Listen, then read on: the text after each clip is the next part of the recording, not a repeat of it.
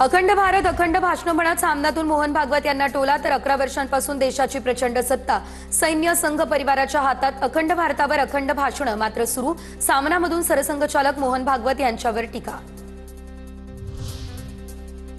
विषारी कफ सिरपमुळे आणखी एका बाळाचा मृत्यू मध्य प्रदेशच्या छिंदवाड्यातील चिमुकलीचा नागपूरमध्ये मृत्यू नागपूरमधील शासकीय मेडिकल रुग्णालयामध्ये उपचारादरम्यान मृत्यू।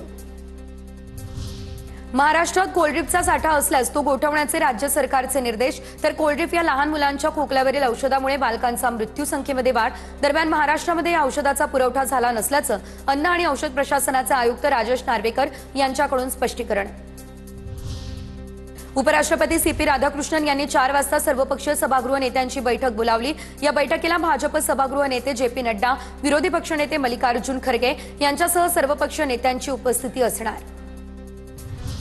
कोकाटेंकडून रोहित पवार यांच्या विरोधात अब्रू नुकसानीचा दावा बदनामी कोकाटेंची नाही तर पदाची झाली रोहित पवार यांची टीका। शेतकऱ्यांचे विषय मांडण्याऐवजी कोकाटे अधिवेशनामध्ये गेम खेळत होते रोहित पवार यांचा निशाणा।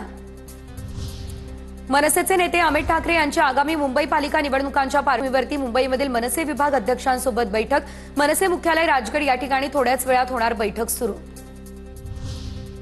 उपमुख्यमंत्री एकनाथ शिंदे यांची शिवसेनेच्या सर्व मंत्र्यांसोबत दुपारी 2 वाजता बैठक राज्य मंत्रिमंडळाच्या बैठकीनंतर ही बैठक होणार। नवी मुंबईचा FSI वाढवणारे गणेश नाईकच पुत्र माजी आमदार संदीप नाईक यांचं जुनं वक्तव्य असणारा व्हिडिओ सोशल मीडियावरती व्हायरल।